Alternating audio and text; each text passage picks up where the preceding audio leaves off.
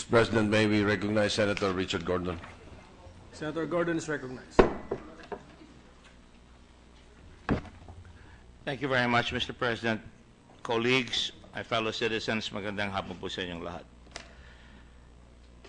Last Friday, September the 2nd, 2016, we all know of the dastardly act perpetrated by lawless elements or what have you. To date, Abu Sayyaf has claimed that they were the ones who perpetrated the bombing. But nonetheless, Mr. President, we were all shocked, we were all pained by the carnage of 14 people and 71 injured. It caused me to write on my Facebook account the following. We commiserate and pray for the people of Davao City, particularly the families of the 14 people killed and the 71 persons hurt as of the latest report. This has happened before in Davao and was probably not unexpected considering the dastardly actions made previously by lawless elements who are now under unanticipated and effective interdiction from the government. Let us all at this time be reflective, deliberate, and calm as a people. Let us do our share by being constantly vigilant and alert as we continue with our daily normal lives and not allow such heinous acts to deter us from moving forward. For in allowing these incidents to stop our normal way of living, we would have allowed those who terrorize to win. The President, as Commander-in-Chief, has now called out our armed forces to suppress lawless violence. Our Constitution allows him to do so, and taken alone, he is not suspending the privilege of the writ of habeas corpus or proclaiming martial law. The Davao bombing is an act of terrorism by a known terrorist organization that must be outlawed by the full force of the law as provided in the Human Security Act of 2007 and under other anti-terrorism measures.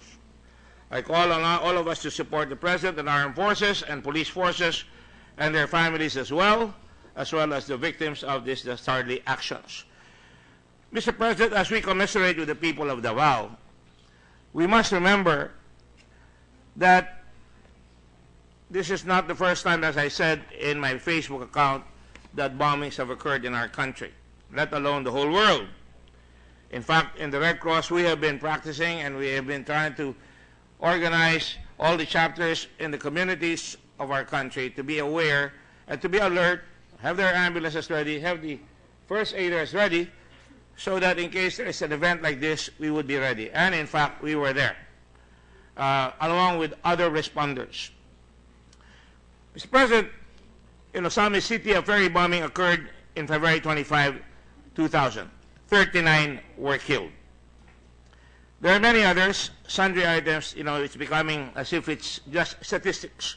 3 killed in bombings in General Santos, 1 killed in Metro Manila in May 21, Jensen multiple bombings January 24, June 24, 2 killed, Metro Manila, Rizal Day, multiple bombings, 22 killed in Metro Manila. In Basilan, beheadings near Lamiton Town, 11 killed, including our armed forces. In Pagadian, bus terminal bombing September 4, 2001, 3 killed. Zamboanga, Puericultural Center bombing October 28, 5 killed. General Santos bombing at Fitmart store, 15 killed on April 21, 2002. Zamboanga Karaoke bar bombing October 2, 2002, 4 killed. Kidapawan bus terminal bombing, the list goes on, 8 killed. Zamboanga Mall, 6 killed. Metro Manila, 2002, 2 kills. Zamboanga Fort Pilar, 2002, October, 1 killed. Maguindanao bombing in Datu Piang, 16 killed. Tacurong City, 2002, 9 killed. Kidapawan bombing, 2003, 1 killed. Kabacan, North Cotabato bombing, February 20, 2003, 1 killed. Cotabato City, Awang Airport bombing, 1 killed in February 20, 2003. Davao International Airport, and I was Secretary of Tourism at that time, and we went over there to really make sure that our tourism would not get hurt, but it did to a certain extent, but we were able to recover. March 4, 2003, 22 killed, and immediately followed by a Tagum bombing on the same day, 1 killed. Davao Wharf, Sasa, was bombed in April, Your Honor, April 2, 2003, 17 killed. the list goes on. Coronadal Public Market, 10 killed in 2003. And I can go on and on. Super Ferry bombing, which is, I'd just like to go to the big ones. Parang Stadium bombing, January 4, 2004, 24 killed. Super Ferry bombing outside Manila Bay, right here, Corregidor. 116 killed in February 27, 2004. The list goes on and on. Valentine bombings, 8 killed. And Zamboanga multiple bombings on August 10, 2005, 30 injured. In Basilan Wharf bombing, 4 killed in August 28, 2005, and so forth and so on, culminating in the bombing just last Friday. Now, ladies and gentlemen, I cite this so that we would not become impervious to all this, because I suppose when there are so many killings, it becomes a matter of fact to us. It becomes a matter of statistics. And that's something that I would not like to happen in our country, Your Honor. And because of this, I rise today, perhaps on a question of collective privilege, or to maybe manifest something that we should not be helpless. We will not, go quietly into the night and allow the evil amongst us and within us, not only here but in the entire world, to go without being arrested, being prosecuted, and yes, at times, being killed. At the moment, Your Honor, it will not be unexpected for us to have more bombings. Why? Because we've seen a long list of bombings in the past, bigger than the one in Davao. But at the same time, Your Honor, we must remember that the President has just declared a ceasefire, and the NPA has declared a ceasefire along with the NDF, so that now he is able to address the problem of Abu Sayyaf, which has killed foreigners and caused us tremendous reputational damage. Norwegians killed, decapitated, soldiers killed, decapitated, and so forth and so on. Canadians also, 2 killed. Even Indonesians now kidnapped. And they are paying for wild ransoms, Your Honor. Malaysians. I made a statement when that happened that one of these days they might take the law into their own hands and do a raid on Anteb. You will recall the raid on Anteb made by the Israelis. 2,000 miles away, they went to Uganda to rescue their hostages.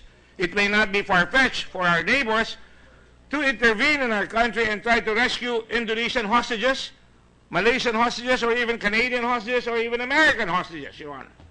And that is why I stand four square in supporting our armed forces in removing what all of us know has become a blight in our country. Talagang matagal na, tagus na sa buto ang ginagawa nito mga tao nangingidap at pumapatay at nagpuputol ng ulo at lahat. You remember the other day in the Inquirer, a mother of a soldier texted her son, and the answer was, patay na yung anak mo, pinutol ko na ang ulo, at kung pupunta ka dito, puputulin ko rin ang ulo mo. That is impunity. That is ignominy, Your Honor.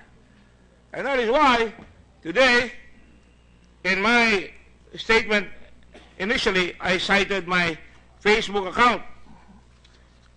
And I said that we must support our armed forces and police forces and their families as well.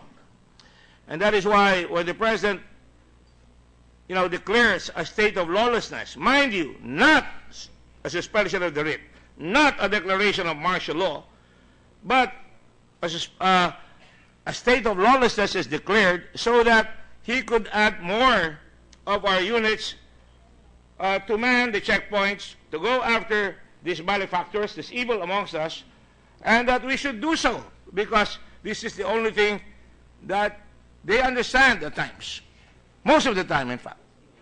Now, Your Honor, if we do not do so, we would be helpless in this scenario. Now, Your Honor, the declaration of state of lawlessness has no specific review. Under the Constitution, martial law has automatic review. Under the Constitution, Your Honor, the President either comes in person or delivers a letter to the Congress explaining why he has declared martial law. And in the case of the suspension of the writ of habeas corpus, it can only cover rebellion and invasion. In other words, the checks and balances are maintained, Your Honor. Now, in the case of a state of lawlessness, there is no such automatic review, although, of course, we are a co-equal branch of the government. The Senate, the Congress, is a co-equal branch of the government, and under the doctrine of separation of powers, we can do so. And so, Your Honor, I would like to state here for the record that we have a Committee on Accountability of Public Officers and Investigations called the Blue Ribbon Committee, which was foisted upon me, and I accepted.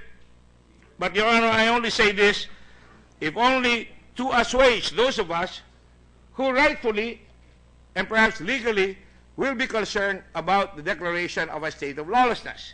Some of us are asking for a bill of particulars. Some amongst our people are asking that, this be explained.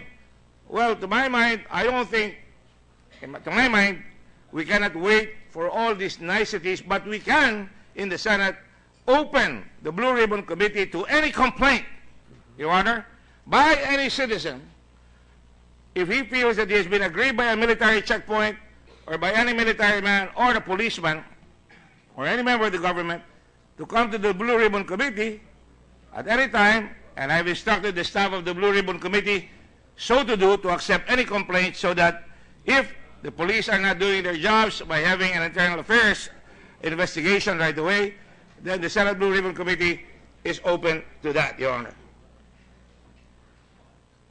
The legislature's work, Your Honor, the Senate officially specifically, will remain unhampered. We will not allow it to be hampered. We will debate, we will pass laws, we will exercise our oversight functions in order to ensure that the other parts of government do its work properly and within the bounds of law. But, Your Honor, at the moment, there is a big offensive going on, perhaps one of the most major offensives. Because of the ceasefire, we are now able to put in more armed forces in Basilan, and because of that, there is that danger that lurks that they will try to distract the focus of the government by bombing other places. And like I said, we have to be deliberate, we have to be careful, we have to be vigilant against any such attacks. In fact, Your Honor, we have become over-vigilant. A lot of text messages are coming. This morning, I got a text message that says the ASG is targeting UP Diliman. And the other day, yesterday, I had to issue a statement that the Red Cross has not issued any statement that malls are going to be bombed. On the contrary, we should just remain, like I said, leading our normal lives, but making sure that we're alert. In fact, if the Senate President will recall, while we were there in the refectory the other day, the Senate President immediately called our Secretary, Sergeant at Arms, General Balahaja, to the refectory, because I intimated that because of the offensive going on, and this was before the bombing, this is before the explosion, that we should be careful here in our own offices here, because we are not relatively sure that we may not be the target. In other words, all of us may be targets, but it doesn't mean that we cannot go on sessions every day. We must really make sure that we promote the necessary security measures that will protect not only us, but more especially the people who come here, and the country as a whole must have that capability. And that is why I'm in support of this move of the President to declare a state of lawlessness, and he has assured us that it is not a state of martial law, it is not suspending the writ of habeas corpus, and therefore, if we want to really eradicate this blight, the budget is about to be here in front of us, and we should see where we can actually give the necessary support by way of peace initiatives, not just a piece of paper in Mindanao about, having a separate homeland, but really the peace initiatives required are the socio-economic initiatives that must be done in Mindanao, particularly in ARM and in other areas. Among other things, education, the social support that is needed to make sure that we can get back the people who have been pained by so many years of being excluded. Rightly or wrongly, they should not feel that, because actually Mindanao has got their seaports, they have their airports that have been improved, Cagayan de Oro and Davao, and soon Zamboanga, and certainly a railroad, hopefully, but it will not stop unless we really come up with the social initiatives that are necessary so that we can get our people better educated, that we can have our people there to get better opportunities in life. And so, Mr. President, I conclude this little discourse, if you will, by appealing to all of us to give this support and to make sure that the armed forces feel that they are not our enemies, or the police feel that they are not our enemies. True enough, there are evil people among the armed forces and among the police agencies of our country, but most of them, great majority of them, and by the way, a policeman lost his life in that bombing. A policeman also was looking for his wife, who just went there and found her dead. So it's important to know that all bombs or all bullets coming from manufacturers do not have a specific address. It is written to whom it may concern, and sorry ka na lang kung tamaan ka. And so, ladies and gentlemen of the Senate, I finish my discourse today with an appeal to the Lord Almighty for prayers to all our people who have been hurt or being marginalized by what is happening there, and for a quick resolution of the crisis upon us, because, Your Honor, today, Bangkok is not spared from bombings. Even China is not spared from bombings. Europe is certainly not spared from bombings. In fact, they're even imposing a burkini ban in their beaches. They're really going overboard. And, you know, it's become a source of great discomfort for the rest of the world. But in the Philippines, we must not give in, and we must make sure that we have that resolve and the support necessary to really quell the problem, both militarily and, above all, socially and, you know, peacefully. Thank you very much, Mr. President. Thank you, Senator Gordon. Thank you. Mr. President, I move that we refer the privileged speeches of Senators Bam Aquino, Mig Subiri, and Dick Gordon to the Committee on Public Order and Dangerous Drugs, and secondarily to the Committee on Defense and Security, Mr. President. There's a motion.